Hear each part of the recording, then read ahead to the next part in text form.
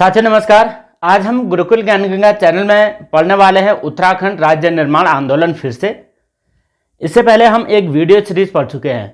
हमने ये देखा कि उत्तराखंड राज्य निर्माण की प्रक्रिया भारत स्वतंत्रता से पहले क्या क्या इसमें घटना घटित हुई थी। आज हम पढ़ने वाले हैं उत्तराखंड राज्य निर्माण के घटनाक्रम को भारत आज़ादी के पश्चात।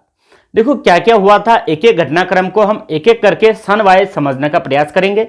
उससे आपके एग्जाम में आने वाले जितने भी क्वेश्चन होंगे ना, उसमें आपको बहुत हेल्प मिलने वाली है। ये वीडियो सीरीज आप बिल्कुल भी स्किप ना करें, लास्ट तक देखें और बहुत ही खास क्वेश्चन इससे बनने वाले हैं। ये देखो, ये यहां से उत्तराखंड के जितने भी अभी तक एग्जाम हुए हैं उनमें एक ना एक क्वेश्चन जरूर आता है, तो लास्ट तक बना रहेगा। और इससे जो पिछली वीडियो यदि आपने नहीं देखी तो प्लेलिस्ट में जाकर के आप पहले उसे भी देख लीजिएगा, वहां पर आपको सब कुछ अवेलेबल हो जाएगा। तो राज्य निर्माण आंदोलन को हम क्रमबद्ध तरीके से पढ़ने वाले हैं, क्या क्या घटनाक्रम हुआ था। आज हम जब तक कि ये सारा कुछ याद नहीं हो जाता लास्ट तक इसमें बना रहेंगे।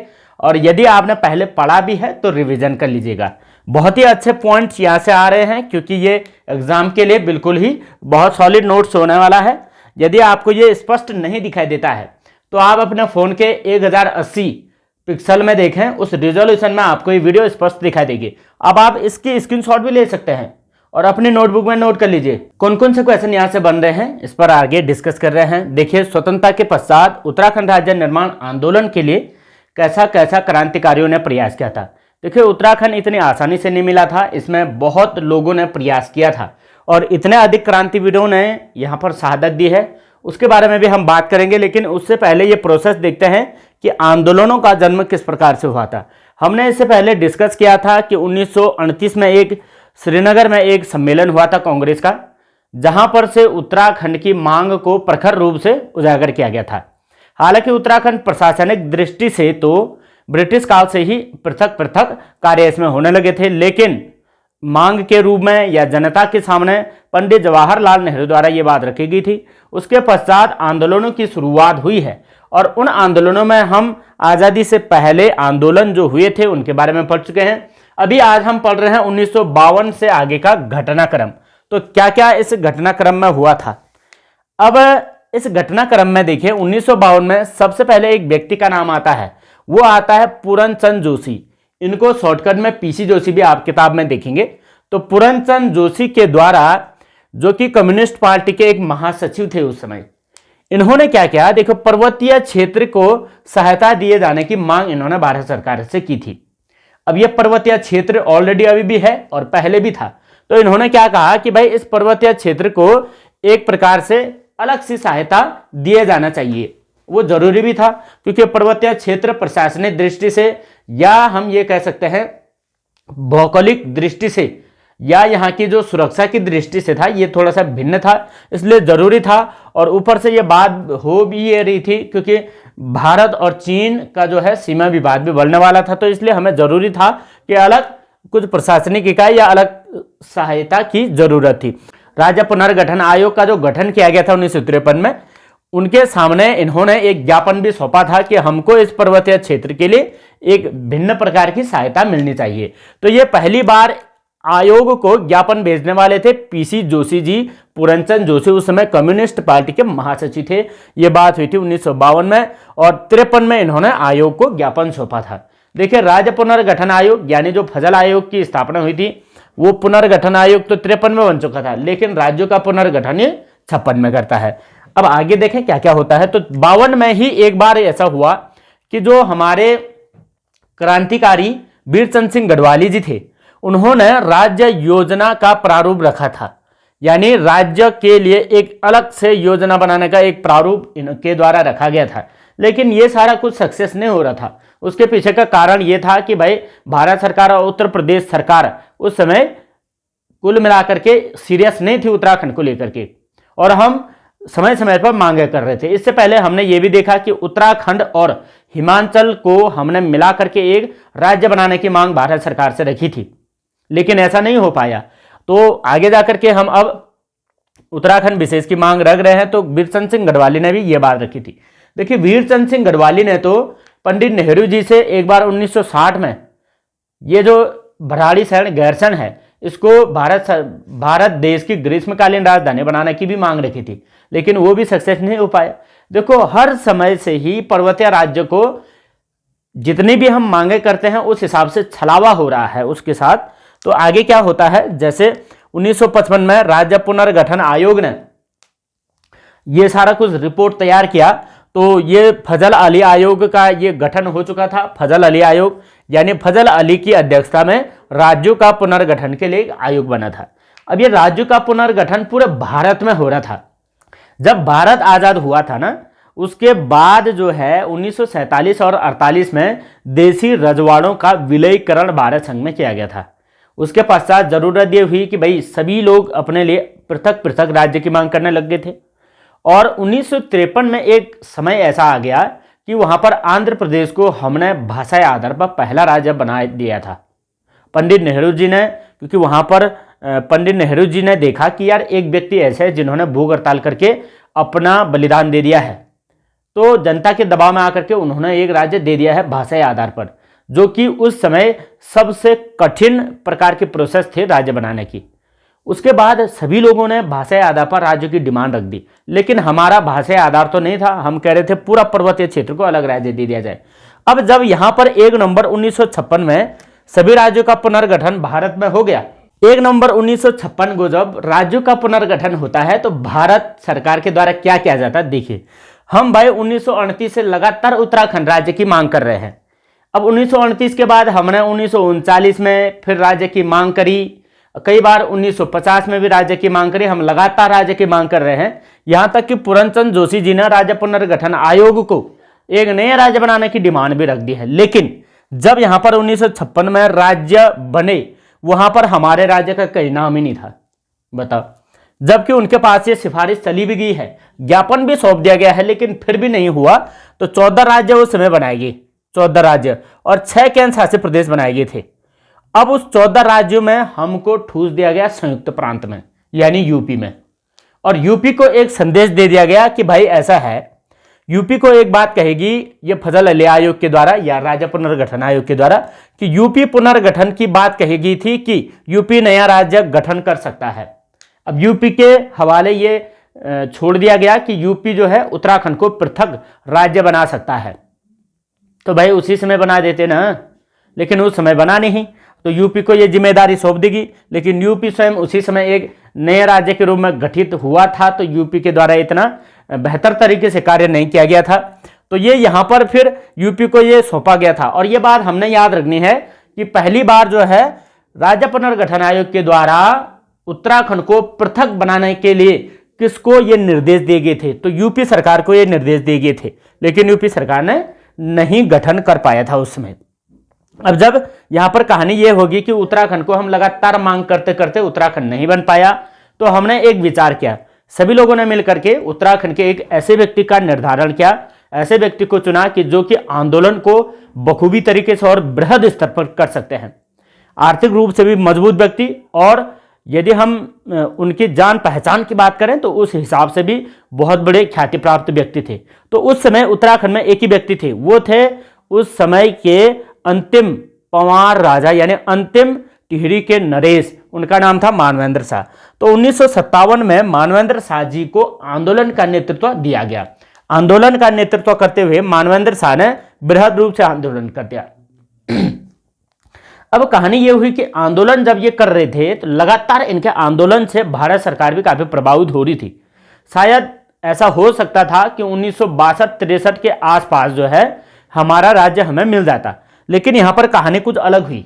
देखो इन्होंने क्या किया था कि 19 नवंबर 1957 को टीटी कृष्णाचारी जी को तिरुवेल्लर थटै कृष्णाचारी कहते हैं। तो टीटी कृष्णाचारी उस समय ये वित्त मंत्री थे। तो वित्त मंत्री होने के साथ साथ मानवेंद्र शाह और द्वारिका प्रसाद ने एक मांग रखी थी उत्तराखंड राज्य की, जो कि उस समय वित्त मंत्री थे भारत सरकार के। क्या नाम था उनका? तिरुवेल्लर थटै कृष्णाचारी। और इन वित्त मंत्री के पास ये मानवेंद्र शाह और द्वारिका प्रसाद जी ने मांग रखी थी उत्तराखंड को अलग बनाने की। देखिए मांग रख दी है, सब कुछ हो गया, आंदोलन हो गया बृहद स्तर पर। और कृष्णाचारी जी ने क्या डिमांड रखी, यानी क्या इन्होंने बात कही? इन्होंने ये कहा कि पहाड़ी योजना समिति का गठन करें, आप एक पहाड़ी योजना समिति बनाएं। इस चीज का सुझाव कृष्णाचार्य जी ने मानवेंद्र शाह और द्वारिका प्रसाद जी को दिया था। अब कहानी ये होती है कि ये आंदोलन को बृहद रूप में ले जाते हैं, लेकिन बृहद रूप में ले जाते यहां पर कहानी ये होती है कि जैसे 1962 में भारत चीन का युद्ध होता है, भारत चीन युद्ध में देश हित के लिए हम लोगों ने इस आंदोलन को स्थगित कर दिया था, मानवेंद्र शाह जी ने। क्योंकि कहानी ये हो रही थी भाई, उत्तराखंड चीन की सीमा के ही साथ है। अब वहां पर दुविधा ये होगी कि अगर हम सीमा क्षेत्र के लोग इस प्रकार से अपने देश के अंदर इस प्रकार से राज्य की डिमांड कर रहे हैं, ऊपर से दुश्मनों ने हमला कर दिया है सीमा क्षेत्र में, तो राज्य के अंदर या देश के अंदर काफी बड़ी घटना हो सकती थी या काफी बड़ा नुकसान हो सकता था। इसी को देखते हुए मानवेंद्र शाह, क्योंकि पहले से राजा थे, वो ये सब कुछ राजनीति कूटनीति सभी समझते थे, या अंतर्राष्ट्रीय जो राजनीति थी उसे भी वो भली भांति समझते थे। तो उन्होंने देश हित में यह आंदोलन वापस लिया था। और उसी के साथ साथ मानवेंद्र शाह जी को 1958 में ही यहाँ टिहरी से सांसद भी नियुक्त कर दिया गया था। अब जो मानवेंद्र शाह जी थे, ये एक सांसद के रूप में भी भारत सरकार में चले गए थे। इस वजह से सरकार के पक्ष में जाने के बाद भी मानवेंद्र शाह जी के द्वारा ये आंदोलन को प्रखर रूप से जो है आगे नहीं बढ़ाया जा सका, क्योंकि थोड़ा सा हो जाता है कि सरकार के दबाव में आगे। तो ये 1957 की कहानी है मानवेंद्र शाह जी के आंदोलन की। तो ये तो यहाँ पर मिल जाता, लेकिन ये एक समय था जहाँ की उत्तराखंड मिलने की आसार थे, लेकिन ये भी नहीं हो पाया। अब अगली बात ये होती है कि हमें अब नेक्स्ट कदम उठाना है, क्योंकि राज्य तो नहीं मिला। तो अगली बार क्या होता है कि पर्वतीय राज्य परिषद का गठन किया जाता है। और पर्वतीय राज्य परिषद का पहला सम्मेलन जो हो रहा था, ये रामनगर में हो रहा था। रामनगर में सम्मेलन हुआ 24-25 जून 1967। याद रखें, 24-25 की डेट जो है कई जगह आती है, बहुत इंपॉर्टेंट डेट है। तो 24-25 जून 1967 को रामनगर सम्मेलन हुआ पर्वतीय राज्य परिषद का। अब जिसके अध्यक्ष थे दया कृष्णन पांडे और उपाध्यक्ष थे गोविंद सिंह मेहरा और महासचिव नारायण दत्त सुंदरयाल। इनका नाम याद रखें आप, ये बहुत खास हैं। ये मान लीजिए कि आप इनको इस तरीके से याद रखेंगे जैसे हमारे घर गांव के आसपास चाचा ताऊ होते हैं, बिल्कुल अच्छे तरीके से याद रखना है ताकि क्वेश्चन बिल्कुल भी मिस्टेक ना हो। तो रामनगर सम्मेलन में इन तीनों ने ये नेतृत्व किया था और रामनगर सम्मेलन किया, और यहाँ पर पर्वतीय राज्य परिषद के द्वारा उत्तराखंड राज्य की मांग रखी गई थी। देखो, हर जो भी घटनाक्रम हो रहा है इसका एक ही लक्ष्य था, उत्तराखंड को पृथक राज्य के रूप में दिया जाए। लेकिन कैसे, ये संभव नहीं हो पा रहा था। तो इसीलिए कहते हैं कि उत्तराखंड इतनी सरलता से नहीं बना, और उत्तराखंड में कई क्रांतिकारियों ने बलिदान दिया है। और उत्तराखंड को इसलिए मांगा गया था कि उत्तराखंड एक पर्वतीय राज्य है और इस पर्वतीय राज्य को एक विशेष दर्जा भी मिलना चाहिए था। पर्वतीय राज्य के विकास के लिए, इसके सामाजिक गतिविधियों के लिए, इसकी सांस्कृतिक कल्चर को हमें संरक्षण रखने के लिए उत्तराखंड की मांग रखी थी। तो धीरे धीरे करके प्रोसेस चल रही है, लेकिन अभी भी उत्तराखंड नहीं बना था। ये हम बात कर रहे हैं 1967 की। अब देखिए, 1967 और 1957 के बीच में 3 जनपद भी हमारे बन गए थे। इन्होंने क्या कर दिया, यूपी सरकार ने 3 जनपद बना दिए नहीं है, और 3 जनपद बनाए CUP का मतलब है चमोली बनाया 1960 में, वही 1960 में उत्तरकाशी बनाया, 1960 में ही पिथौरागढ़ भी बना दिया। अब ये जो चमोली बनाया ये पौड़ी को तोड़ के बनाया, और जो ये उत्तरकाशी बनाया ये टिहरी को तोड़ के बनाया, और पिथौरागढ़ बनाया अल्मोड़ा तोड़ करके। अच्छा, उत्तराखंड वाले इतनी बात समझ आएंगे कि हाँ भाई चलो ठीक कर दिया, इतना मिल गया। हम इस चीज़ से खुश नहीं थे, हमें जनपद नहीं चाहिए था, हमें चाहिए था पहले राज्य। जनपद तो हम खुद ही बना लेंगे, लेकिन नहीं मिला तो अब क्या कर सकते हैं। अगली प्रोसेस देखिए क्या हुआ। तो 1959 में ऋषि वल्लभ सुंदरयाल जी, देखिए ये भी एक क्रांतिकारी हैं। ऋषि वल्लभ सुंदरयाल जी ने दिल्ली में पृथक राज्य आंदोलन के लिए बहुत बड़ा आंदोलन किया यहाँ पर दिल्ली में। और दिल्ली में आंदोलन करने के साथ साथ इन्होंने स्वयं की गिरफ्तारियां भी दी थी। 1-2 आंदोलनकारियों ने गिरफ्तारियां दी। अब गिरफ्तारियां देने से क्या होगा, गिरफ्तारियां देने से जनता में जागरूकता आएगी और लोग साथ देंगे इस प्रकार से कि भाई उत्तराखंड राज्य की मांग होनी चाहिए। ये जरूरी था, क्योंकि उस समय तक तो टेक्नोलॉजी भी नहीं थी। आज की तरह अगर सोशल मीडिया होता या डिजिटल मीडिया होता तो इससे पता चल जाता कि भाई उत्तराखंड राज्य की मांग को लेकर के वास्तव में उत्तराखंड के लोग क्या क्या कर रहे हैं। लेकिन इस समय आम जनमानस तक ये खबरें नहीं पहुंच पा रही थी। थोड़ा बहुत समाचार पत्र के माध्यम से तो ये हो रहा था, लेकिन आम जनता तक इतनी खबर नहीं आ रही थी। तो इसलिए ऋषि वल्लभ सुंदरयाल जी ने दिल्ली में जाकर के ये आंदोलन किया, और 1970 और 71 में 2 बार इन्होंने धरना प्रदर्शन भी किया था उत्तराखंड की मांग को लेकर के। तो ये घटनाक्रम भी हमें अच्छे तरीके से याद रखना है। अब यहाँ आगे देखिए यहाँ क्या क्या हुआ था, यहाँ से भी कुछ ही बातें याद रखनी है। ये सब कुछ आप दिमाग में छाप के जाएं। यदि दिमाग में छाप के जाओगे, एग्जाम में इनमें से कोई भी प्रश्न बनेगा तो मैं गारंटी देता हूं आप एक भी गलत नहीं करोगे। लेकिन छापना बहुत जरूरी है, रट्टा मारने की जरूरत नहीं, एक एक करके घटनाक्रम एक एक करके अच्छे से याद हो रहा है। अब यहां देखिए 17 मार्च 1967 को यूपी सरकार ने अब एक नया प्लानिंग कर दिया है। अब यूपी सरकार भी उत्तराखंड के पक्ष में कुछ नई चीजें कर रही है। देखो क्या करेगी कि 17 मार्च 1967 को यूपी विधानमंडल में एक घोषणा हुई। अब कौन सी घोषणा हो रही है भाई, देखते हैं। इन्होंने क्या बोला कि हम क्या करेंगे, पर्वतीय विकास परिषद का गठन करेंगे। अब पर्वतीय विकास परिषद देखिए, एक यहां पर हमने बताया था कि भाई तिरुवल्लुवर कृष्णाचार्य ने कहा था कि पहाड़ी योजना समिति बनाओ। पहाड़ी योजना समिति के अंदर ही इन्होंने ये एक प्लानिंग बनाई थी कि हम पर्वतीय विकास परिषद बनाएंगे जिसके द्वारा उत्तराखंड के पर्वतीय क्षेत्र का विकास करेंगे। अब वो विकास के पर्वतीय क्षेत्र का अभी तक नहीं हो पाया, अभी तक चौपट है, लेकिन शुरुआत यहां होगी थी।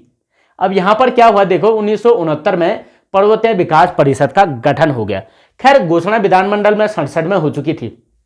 67 में कब, इस समय ये जो यहां पर पर्वतीय राज्य परिषद ने यहां पर ये जो मांग रखी थी, इसी के बाद यहां पर घोषणा तो कर दी थी। अब घोषणा करने के बाद गठन किया 1969 में। 1969 में जब घोषणा की गई तो उस समय यूपी सरकार के जो सीएम थे, मुख्यमंत्री जो थे, वो थे कमलपति त्रिपाठी जी। और कमलपति त्रिपाठी जी ने इस चीज का गठन करवा दिया, यानी पर्वतीय विकास परिषद। पर्वतीय क्षेत्र को विकास करेंगे हम, ठीक है साहब।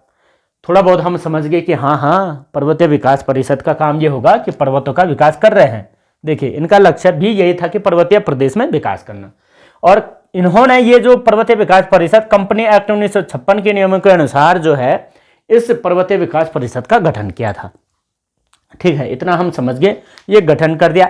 हालांकि पर्वतीय क्षेत्र का विकास कितना हुआ ये तो खैर यही जाने, उस कालखंड के नेता जाने या उस कालखंड के लोग जाने, लेकिन अभी तक जो पर्वतीय क्षेत्र का विकास हुआ है वो तो सीधा धरती पर दिख रहा है, नहीं धरती भी नहीं आसमान तक भी दिख रहा है। अब उसके बाद देखिए अगला घटनाक्रम क्या होता है, 12 मई 1977 को यहां पर पृथक प्रशासनिक इकाई का सुझाव दिया गया था माननीय उस जमाने की प्रधानमंत्री इंदिरा गांधी जी, जो कि देश की प्रथम महिला प्रधानमंत्री थी। तो इन्होंने पृथक प्रशासनिक इकाई का सुझाव दिया था। अब ये कहने लगे कि पृथक प्रशासनिक इकाई बनाओ आप। पृथक प्रशासनिक इकाई बनाने का सुझाव मात्र दिया था उत्तराखंड को, ठीक है। उसके बाद 1972 में हुआ था क्या, उत्तरांचल परिषद के कार्यकर्ताओं ने नैनीताल वोट क्लब पर धरना दिया था। उत्तरांचल परिषद ये वही है। फिर उत्तरांचल परिषद जो यहाँ हम बात कर रहे थे, ये पर्वतीय विकास परिषद, पर्वतीय विकास परिषद के बाद यहाँ पर 1972 में उत्तरांचल परिषद बनकर के उत्तरांचल परिषद ने नैनीताल वोट क्लब पर धरना दिया था। फिर 73 की बात करें तो 73 में उत्तरांचल परिषद के तहत जो है चमोली के एक विधायक थे। देखिए इन्हें विधायक जी का योगदान भी आप हमेशा के लिए याद रखें क्योंकि ये बार बार पूछा जाता है। इनका नाम था प्रताप सिंह नेगी जी, चमोली के विधायक। देखिए इन्होंने दिल्ली चलो का नारा दिया था। अब आप याद रखें दिल्ली चलो का नारा, देखो दिल्ली चलो का नारा कई प्रकार से दिया गया है। ये दिल्ली चलो का नारा हर समय जब भी उत्तराखंड की कोई मांग या अन्य चीजें मांग होती है तो दिल्ली चलो का नारा तो होता है, लेकिन आप यहां याद रखें उत्तराखंड राज्य निर्माण आंदोलन के दौरान दिल्ली चलो का नारा किस व्यक्ति ने दिया था, यह दिया था चमोली के विधायक प्रताप सिंह नेगी जी के द्वारा। अब दिल्ली क्यों चलो, क्योंकि हमें क्या चाहिए, राज्य चाहिए, किसी भी हालत में राज्य चाहिए। तो दिल्ली चलो का नारा बद्रीनाथ से दिया था। इन्होंने बोला था कि बद्रीनाथ से हम बोट क्लब तक की यात्रा करेंगे दिल्ली तक, ताकि भारत सरकार जाग जाए और हमें हमारा राज्य मिले। लेकिन आंदोलन हुआ, दिल्ली चलने की ये सब कुछ बात रखेगी, दिल्ली तक गए, फिर भी नहीं हो पाया। अब क्या करें भाई, इतने बड़े आंदोलन करने के पश्चात भी नहीं हो रहा, तो अब आगे कुछ प्रोसेस अलग से देखनी पड़ेगी। और 1979 में उसके बाद उत्तरांचल राज्य परिषद का गठन किया गया त्रिपन सिंह नेगी के द्वारा। और उत्तरांचल राज्य परिषद। अब यहाँ तक था उत्तरांचल परिषद, अब राज्य परिषद भी जोड़ दिया गया है त्रिपन सिंह नेगी के द्वारा। इतना कुछ हो गया है, यहाँ तक का घटनाक्रम आप एक एक करके याद रखिएगा। अब यहाँ से दौर आता है एक बहुत ही खूबसूरत संस्था या बहुत ही खूबसूरत पार्टी के द्वारा उत्तराखंड की मांग को लेकर के प्रखर रूप से नेतृत्व किया जाता है, और इसी दल के द्वारा अंततः उत्तराखंड को पृथक राज्य के रूप में बनाया जाता है। इन्हीं की देन है। अब यहां पर होता क्या है देखिए, ये उत्तराखंड क्रांति दल की मैं बात कर रहा हूं, यूकेडी। वर्तमान में हालांकि यूकेडी का उत्तराखंड की राजनीति में इतना बड़ा चेहरा नहीं है या इतना बड़ा अस्तित्व नहीं है, लेकिन यूकेडी ने उत्तराखंड के लिए बहुत बड़ा योगदान दिया है भाई। उत्तराखंड बनाने के लिए जो योगदान यूकेडी ने दिया है वह अन्य किसी पार्टी ने नहीं दिया है। अब यूकेडी की बात करें तो यूकेडी उत्तराखंड क्रांति दल की स्थापना करने के पीछे का कारण एक था, क्योंकि उत्तराखंड के जितने भी क्रांतिकारी थे, जो भी उत्तराखंड की मांग कर रहे थे, वो अपने अपने स्तर पर कर रहे थे, छोटे छोटे गुट बना करके या छोटे छोटे संगठन परिषद आदि बना करके। तो सभी क्रांतिकारियों ने सोचा कि क्यों ना हम एक ऐसा बड़ा सा एक गठन बनाएं, बड़ा सा एक संगठन बनाएं, जिससे कि हम उत्तराखंड की मांग को और मजबूती से सरकार तक रख सकते हैं। और हुआ भी ऐसे ही। उस समय मसूरी में एक सम्मेलन किया गया, यानी एक बैठक की गई, और मसूरी में बैठक करने के साथ साथ ये बैठक की जो तिथि थी 24-25 जुलाई 1979, 1979, और 1979 को ये मसूरी में ये बैठक हुई थी। और इस मसूरी में उत्तराखंड क्रांति दल का गठन हो गया, और ये क्रांति दल के गठन के लिए एक ऐसे व्यक्ति को अध्यक्ष बनाया गया जो कि नेतृत्व करने में योग्य थे। और उस समय कुमाऊं विश्वविद्यालय के कुलपति महोदय थे। देखिए, कुमाऊं विश्वविद्यालय के कुलपति महोदय देवीदत्त पंत को कई बार क्वेश्चन शॉर्टकट में डीडी पंत आता है, तो आप देवीदत्त पंत याद रखेंगे। एक नाम आता है जीबी पंत, तो यहां पर जीबी पंत नहीं है, गोविंद वल्लभ पंत नहीं, गोविंद वल्लभ पंत नहीं, बल्कि ये देवीदत्त पंत है। तो देवीदत्त पंत को अध्यक्ष बनाया गया था। ये उस समय तत्कालीन कुमाऊं विश्वविद्यालय के कुलपति थे, जो कुमाऊं विश्वविद्यालय 1973 में बन चुका था। तो गढ़वाल विश्वविद्यालय कब बना होगा? क्या आप इसका उत्तर जानते हैं? यदि जानते हैं तो कमेंट बॉक्स में आकर इसका उत्तर दीजिएगा। देखिए, इनको अध्यक्ष बनाया तो इन्होंने एक मांग रखी थी, डायरेक्ट सी मांग, कोई घुमाना फिराना कुछ भी नहीं। इन्होंने केवल एक मांग रखी, सीधी बात, और वो सीधी बात ये थी कि इन्होंने कहा हमें अभी जितने भी 8 जनपद उत्तराखंड में हैं, ये पर्वतीय क्षेत्र में 8 जनपद हैं, इन 8 जनपदों को मिला करके एक राज्य बना दिया जाए। ये हमारी मांग है भारत सरकार से और यूपी सरकार से। हमने कहा कि हमको 8 राज्यों को मिला करके एक राज्य देना है, हमें चाहिए। और कौन कौन सा 8 जनपद है यहाँ पर आप याद रखेंगे। देखो, मैंने यहाँ पर 8 जनपदों का नाम यानी 8 जिलों का नाम केवल सन लिखा हुआ है। यहाँ पर आपको बताना है कौन कौन से जनपद थे। तो पहला तो था 1817। 1817 का मतलब कौन? देहरादून, जिसको कि 1875 में गढ़वाल मंडल में जोड़ दिया गया था। तो ये ऑलरेडी गढ़वाल मंडल का हो चुका था। अब उसके बाद 1840 में कौन जनपद बना था? ये बन गया था पौड़ी। 1891 में कौन जनपद बना था? अल्मोड़ा। और वही 1891 में कौन बना था? नैनीताल। उसके बाद 1949 1 अगस्त को टिहरी रियासत विलय हुआ था भारत में और टिहरी जनपद बन गया था। 1960, 60 और 60, ये 60 तो मैं पहले भी बात कर चुका हूँ। PCU या UPC जो भी कहते हैं, ये 3 जनपद बने थे, पिथौरागढ़, चमोली और उत्तरकाशी। इन 8 जनपदों को लेकर के हमें उत्तराखंड चाहिए था। 1 2 3 4 5 6 7 8, ये 8 जनपदों से हमें क्या चाहिए? उत्तराखंड चाहिए। ये किसने मांग रखी थी? यूकेडी ने। अब यूकेडी ने यहां से आगे कौन कौन सी मांगे रखी और किस किस प्रकार से यूकेडी ने उत्तराखंड को बनाने में सहयोग दिया है, या यूकेडी ने चंद्रनगर गैरसैंण को कब राजधानी घोषित किया था, ब्लूप्रिंट उनका कब निकला था, ये सब कुछ बातें हम यहां से अगली वीडियो में पढ़ने वाले हैं। आप वीडियो का बिल्कुल इंतजार कीजिए।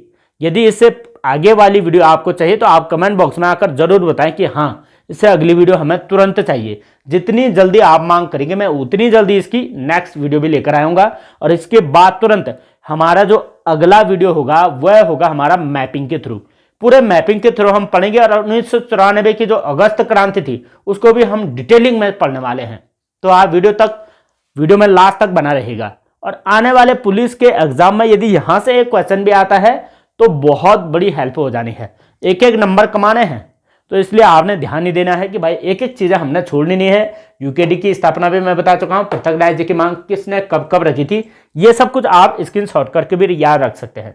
देखिए ये पूरे बोर्ड में ये पूरे बोर्ड का आप स्क्रीनशॉट कर लीजिए और स्क्रीनशॉट करके सभी चीज़ें आप याद रखें एक एक करके, बहुत इंपॉर्टेंट यहां से आएगा आपके एग्जाम में। तो आज के लिए बस इतना ही। मिलते हैं एक अगली और खूबसूरत वीडियो के साथ, तब तक के लिए जय हिंद, जय उत्तराखंड।